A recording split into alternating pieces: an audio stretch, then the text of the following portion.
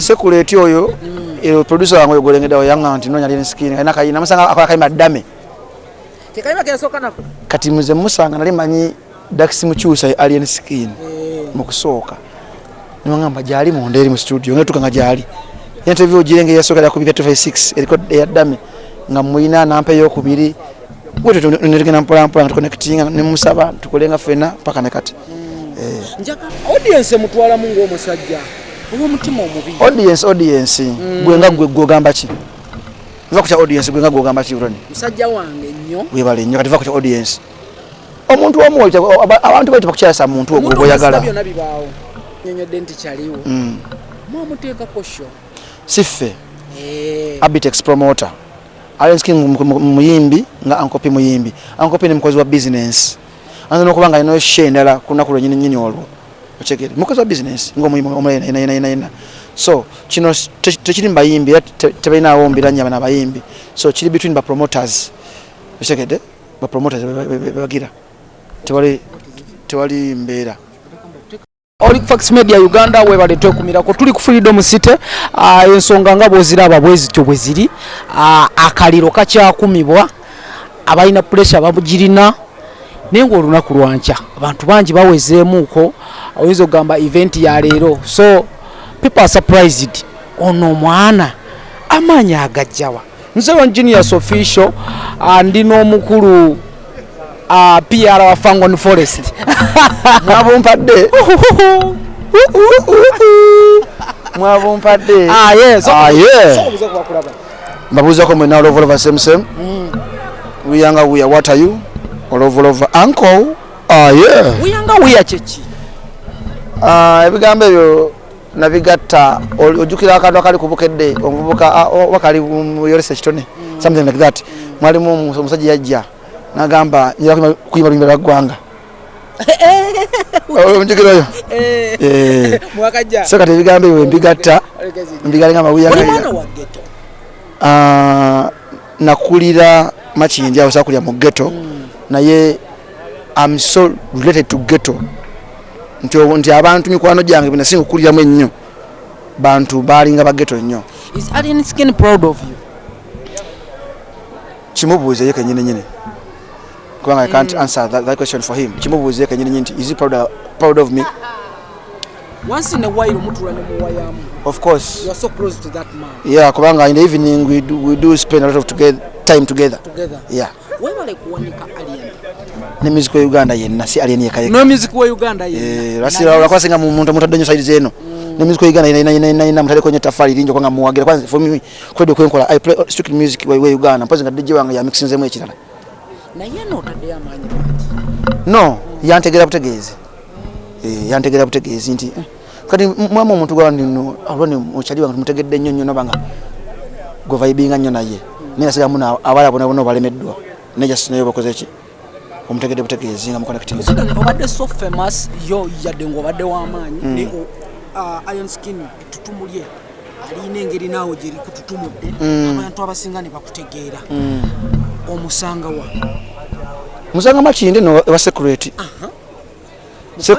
security oyo producer wange ogolengedde oyanga nti nonya lini skin ina kayina musanga akola kayima dame kayima kesoka nako kati muze musanga nali manyi Dax mukyusa alien skin mukusooka nimangamba jali mu nderi mu studio ngetukanga jali interview jirenge yasoka ya kubika 256 record ya dame nga muina nampe yokubiri wote tunirigena mpola connecting ne musaba tukolenga fena paka nekati nja kuzina na yera tonka ngenda kuzina na yera tonka webale abantu bagamba lwimba lwasoka yasoka nakayima kenkwacho embozi ya masenkola ate lujja lusituka luvanyima nga kuzina tonka ekubye akayimba kenkola kali nyo ku TikTok okwo.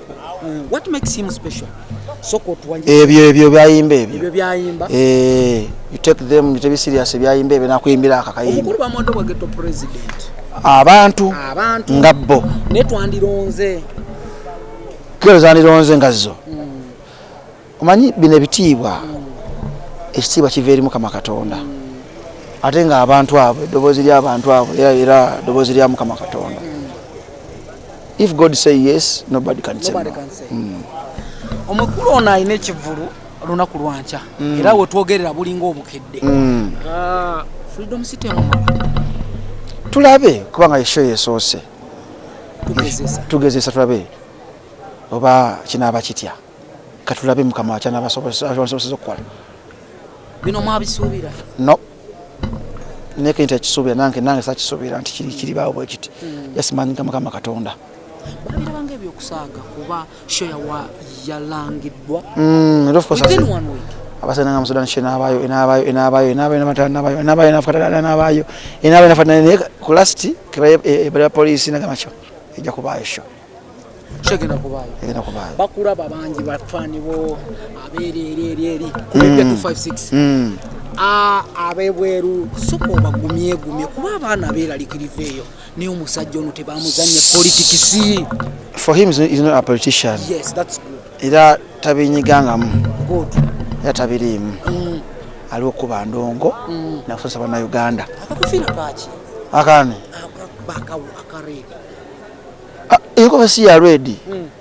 Olengera obanyite kala kyejo.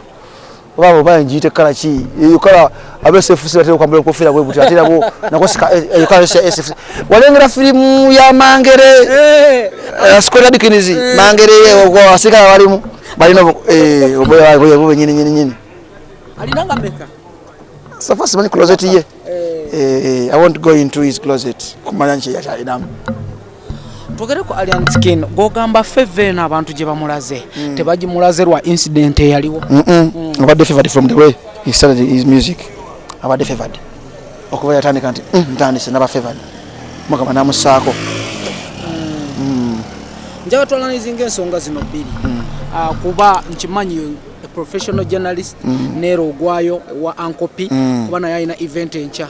Is your friend? Yeah, he's my friend. Uncle Pallaso mukono gwange walokuyeka endongo ye nyuna amanyi ayina kayimba akanyuna bega challenge kije walosanze naye simufuna nga mu challenge wadi name ebyaddala kubanga nze ku Twitter we tweetinga Adam na tweetinga back kichinje ro Pallaso chali namba yimbi abala bona when you tweet he does retweet back and he feels good gwe muyimbi ne kasa kudamu kitegeza choko abi wakawo. That's nice. Yeah, so Ankopi mwagala nnyo people ba audience mutwala mungu omusajja uwo mutima omubi audience gwenga gogamba ki va kucha audience gwenga gogamba ki uroni musajja wange nnyo webale nnyo kati va kucha audience omuntu omwoja abantu baita kukyasa muntu ogoyagala byonna bibaawo omuntu ngasta byonna bibaawo ebiki kwagala n'abakogerera ebibi kati twala nnyo abakwagala abakogerera ebibaveeko kwati balina kikwongerako bongera kunafuya bunafuya